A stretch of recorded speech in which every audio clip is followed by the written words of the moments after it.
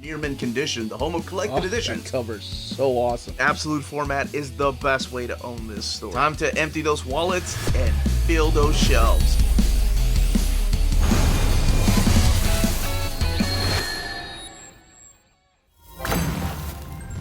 Hey, all you minties, Uncanny Omar here from Near Mint Condition, the home of collected editions. And join me today for your advanced look at the Punisher Max by Garth Ennis Omnibus Volume 1. This is the new printing from Marvel Comics. So let's go ahead and get started.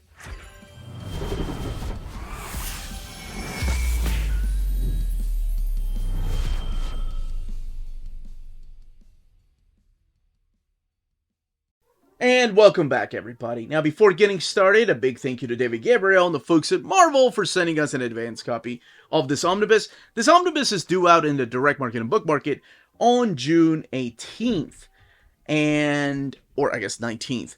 What we're looking at here is the direct market cover. This is the one that's provided by Wisław Walkuski, and again, only available in the direct market. On the left-hand side is your standard edition cover, that one provided by Tim Bradstreet, and that's the one that's going to be available everywhere. But everything underneath the dust jacket is the same, but before we take the dust jacket off, let's do a quick comparison to the original printing over here.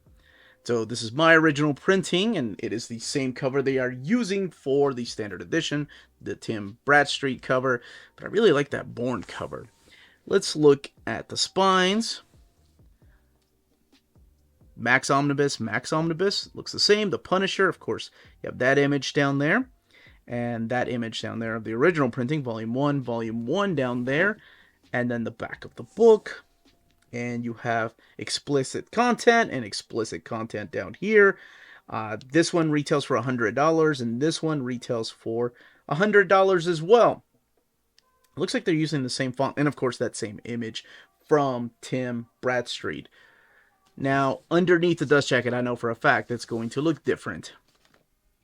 And let's look at this design here. It's of the Punisher being tortured there. It's interesting, nothing there on the spine. I'm surprised they didn't do that. I do like the logo, but it's Frank's face over here on the new design, or the new printing rather. So we're going to crack this book open and talk about the stories in here. Now, I'm going to go ahead and warn you, there is a reason why this has an explicit content warning. This is part of the Max line, so it is mature. You're going to be seeing a lot of violence in here, a lot of strong language, and I don't mean strong language like in big muscles. Well, you do see some of that too in there. And then sexual content. So, if violence or any of that stuff I just mentioned turns you away, then yeah, even flipping through the book is gonna not be to your liking. All right, let's go ahead and crack it open and talk about the story set in here. All right, let's go ahead and crack this book open. You have black end sheets, same thing that you had in the original printing. The Punisher logo right there. The essential American soul is hard, isolate, stoic, and a killer. It has never yet melted. D.H. Lawrence. It's a quote that they also use for the beginning of the original printing. And over here you have your credits. Bourne 1 through 4, and of course Derek Robertson drawing that in the beginning. So it is broken down by different storylines with Luis La Rosa, Leonardo Fernandez doing the Kitchen Irish, as well as Up is Down and Black is White, and finishing it off with the Slavers. And then you have Doug Braithwaite doing Mother Russia, and then you have the different inkers like Tom Palmer, legendary Tom Palmer, and Paul Mounts doing some of the colors, and of course all of it written by Garth Ennis. So this is an introduction, and I find this introduction really interesting. This is from 2018, this particular introduction. It's the same introduction that they used in the original printing. I find it interesting because I just did an overview of the Identity Crisis book, and both him and Didio mentioned 9/11 as the big change in their head for what superhero comics should be. Now, Garth Ennis, of course, is a little bit different. He was not a fan of superhero comics, although he claims that. But, I mean, if you've read The Boys or any of his other comics like Hitman, you can tell he's there is a hint of loving superheroes in there. But he specifically called out the Punisher, like how ridiculous his outfit looked, the boots, and even the skull. Like, it just made no sense to him. He did praise Chuck Dixon's run on the Punisher. So he wanted to do something a little bit different when he did the Marvel Knights run. Now, this does take place after Marvel Knights. This collects Born 1 through 4 and Punisher 2004, which is the Max line, 1 through 30. And the Max line is mature content. This book has 864 pages.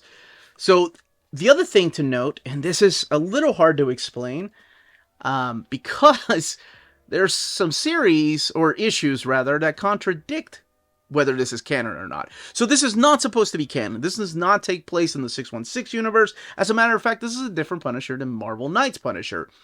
However, there are some times after this series was written that there was a callback to some of the stories found in here in the ongoing 616 Marvel universe.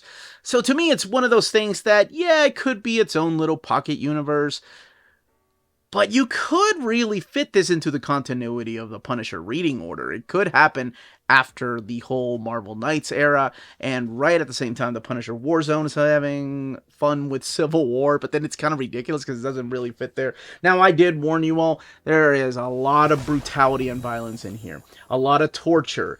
A lot of blood and guts. So if you've read any of Ennis's war stories, you are going to love Born. Born is a story set in Vietnam during the Vietnam War, where Frank Castle is just a military man. He doesn't really agree with his commanding officer that they should pull out of Vietnam.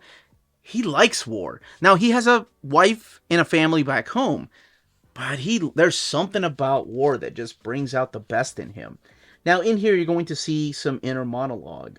And this inner monologue is kind of twisted and dark. Some people have issues with this, but because to me it doesn't really fit into the 616 universe, I was like, whatever, sure, it makes sense. Once you find out the twist, you can decide for yourself whether you like the twist or not to the internal voice inside of his head. So in here you get to see his entire squad and how they get taken out. Do all of them die? Do some of them make it? There's sexual assault through here, by the way, especially with things going on during this time in Vietnam and soldiers and war. But you will see the type of character, the type of man that Frank Castle is, and how he kind of has his own war going on internally. And this really does a good job of setting up the events that are to follow with the ongoing Max series, Punisher 1. So that was a 4-issue miniseries, and that then leads into this. So we have In the Beginning. And in the beginning, you get a quick recap of what happened to his family. I mean, it's brutal what happened to his wife and his kids. So now Punisher has become a one-man army. And the best thing about this is you don't need to have read any Punisher before this.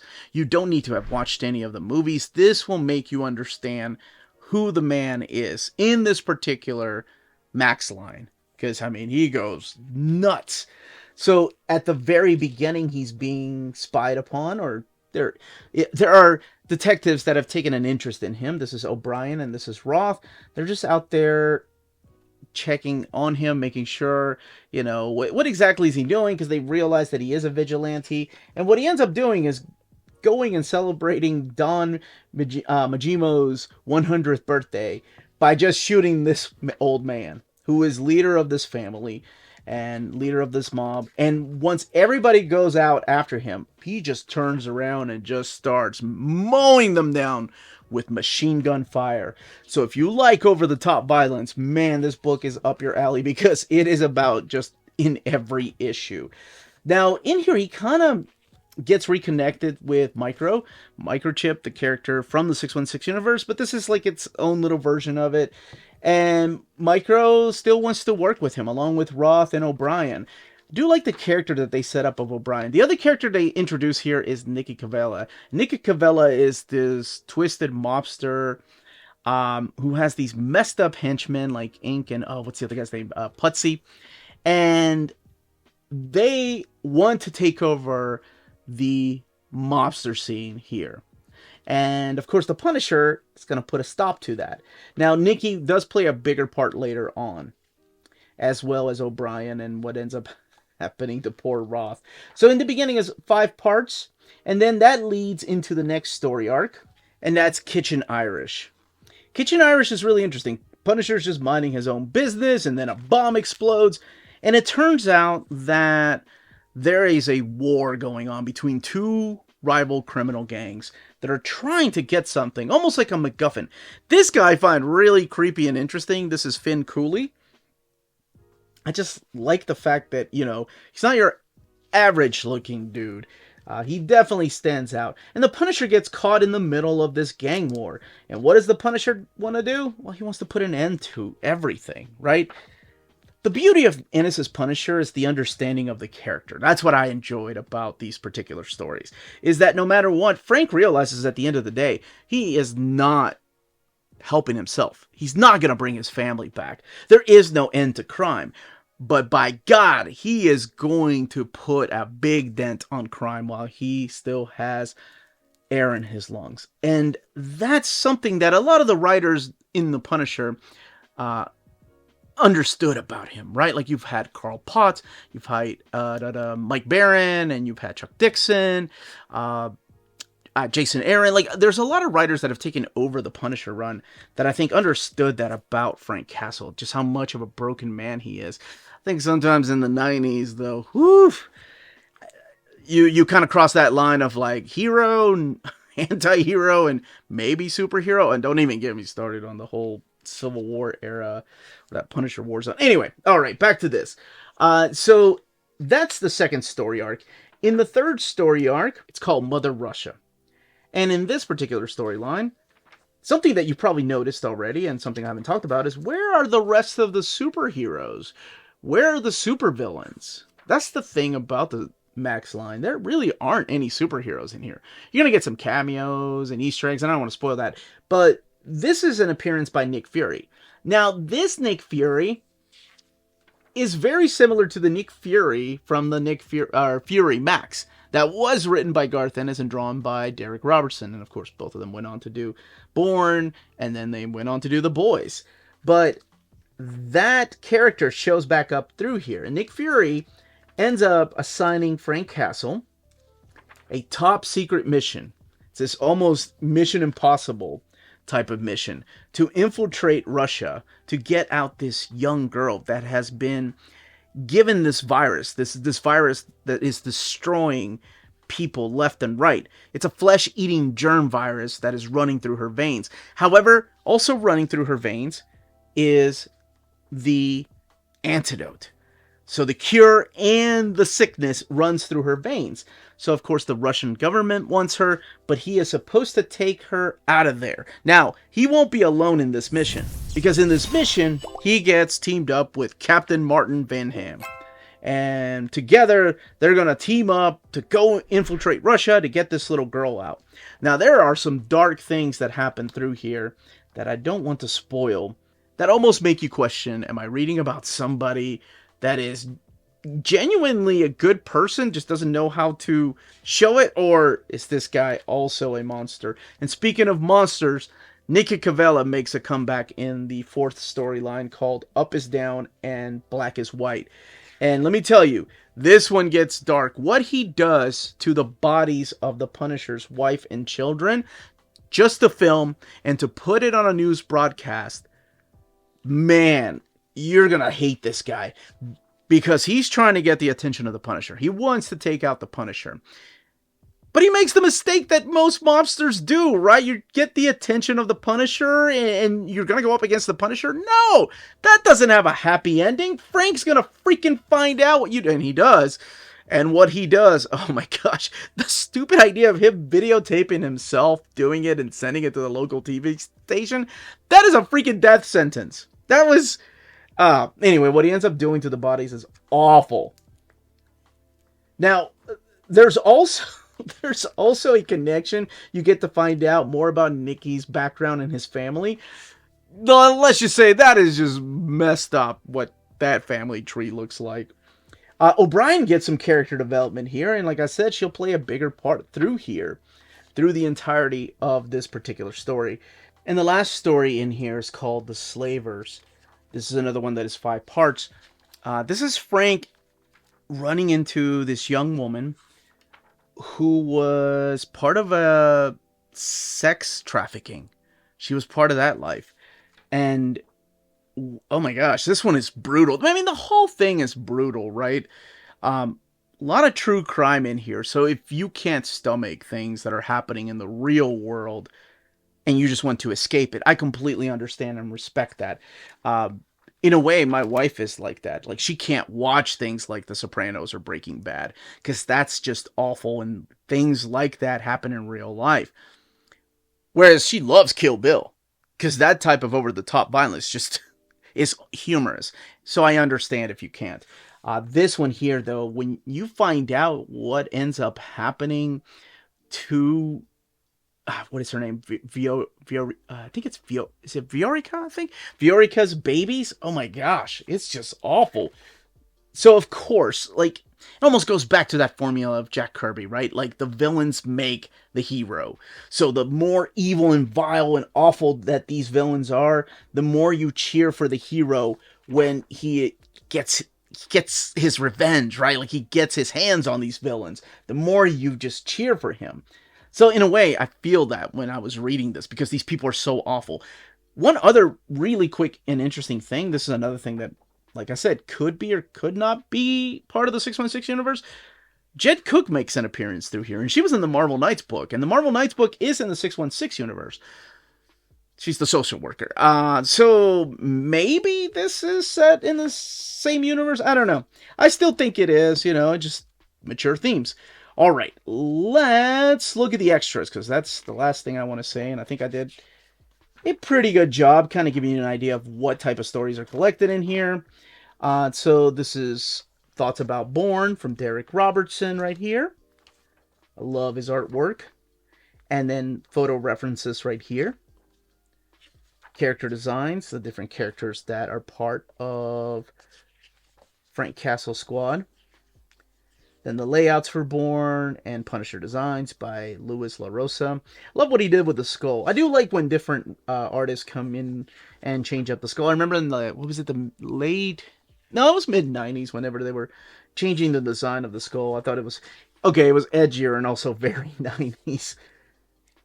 Okay, Suicide Run, I know how people feel about it. It's awful, I get it.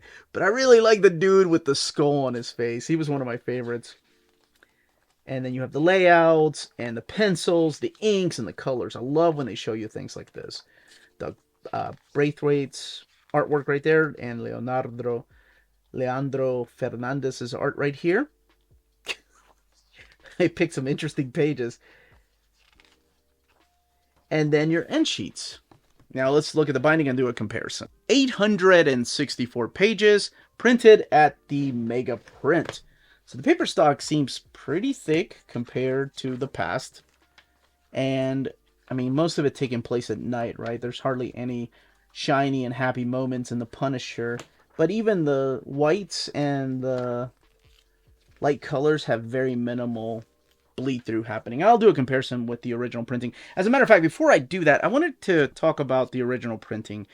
Because I remember a lot of my viewers, this one printed at the Donnelly printer, by the way, in 2018, were complaining about the binding in this one, how awful it was, how some of their page leaves just came off. I, knock on wood, I haven't had that problem, but I remember a lot of my viewers asking me if I was having the problem, and I said no. Now that does look like it might be an issue with the page bunches right there coming off, but knock on wood, mine's held tight. Let's do a quick little comparison. I do want to come back to this page as a comparison too.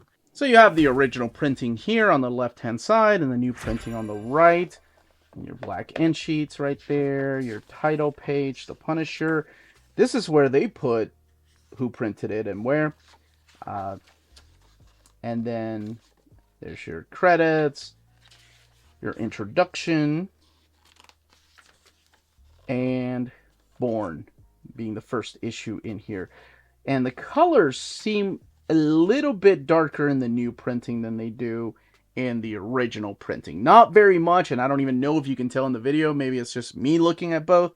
But they look a little bit darker in the new printing. Okay, I wanted to look at some spread pages towards the very beginning. This is issue number 4 of Born, the last day, the 4th day. You can definitely tell in the original printing here in the Donnelly printer, the sewn pages there. Over here, you do have to hold it down a little bit. So it seems like the binding is also a little bit tighter over here. Not that you get much, actually, you don't really get any gutter loss right there. So you can see the actual, yeah, you can see every bit of the picture right there, as well as over here. What was it? Oh, I wanted to compare the lightness, the light. Wanted to make this quick comparison here where you have the light up there. The paper stock honestly seems about as thick as the Donnelly printer here from 2018. And there is a little bleed through there, but it's also over here. It's a little more, and I mean just a little more over here on the right, or the new printing. Now I wanted to come about the halfway mark to see how the book laid over here and in the new printing. So very, very minimal differences in between the two. Mainly just the art, or the colors rather, looking just a little bit darker in the new printing. But the binding seems fine to me in the new printing. And knock on wood, the binding in my original printing still holding on, but I can see where people were having an issue with it. But that's it. Punisher Max is back, baby. That, as they say, is that. If you're interested in purchasing this omnibus, don't forget to check out our sponsors. BD Cosmos, the Canadian leader in graphic novels. They have a physical storefront in Montreal, Quebec, and their website, bdcosmos.com, offers 25% off your order of over $99 or more, and free shipping everywhere in Canada for every order of $200 or more. Their shipping care is exceptional. Your books will stay cozy through the rough Canadian weather and arrive to you in near mint condition. After checkout, let them know Near Mint Condition sent you their way, and you'll be added to the monthly $25 gift card raffle. Entries are valid for new and returning customers. Don't be afraid to call or email them. Ask them questions. Their staff is always happy to help guide you towards the right purchase. Visit their website, bdcosmos.com, for more. BD Cosmos, with rewards and raffles taking care of customers in Canada. Eh? CheapGraphicNovels.com, your online home for graphic novels and collected editions up to 50% off cover price. They have excellent shipping and prompt and helpful service. Check out their bargain deals for up to 90% off cover price. And don't forget that CGN also takes pre-orders. That way you don't miss out on the hottest releases. And they are currently running a special promotion for you Minties. If you're a first-time customer, after receiving your order confirmation email, reply back to that email and let them know Near Mint Condition sent you their way. They will then apply a free shipping promotional credit to your next order in the US. Cheap Graphic Novels, your source for the hottest books with the kind of deep discount, quality shipping, and customer service that will keep you coming back for more. And that was the content, the page count, and build of this omnibus. Let me know in the comments down below if you already have it, or you have the complete collections, or the trade paperbacks, or the oversized hardcovers, or if you have the original printing, and if you had any issues with your binding on the original printing. But that's it, everybody. If you have any questions, leave them down below. Don't forget to smash that like button on the way out. Everybody stay healthy and safe out there. Much love.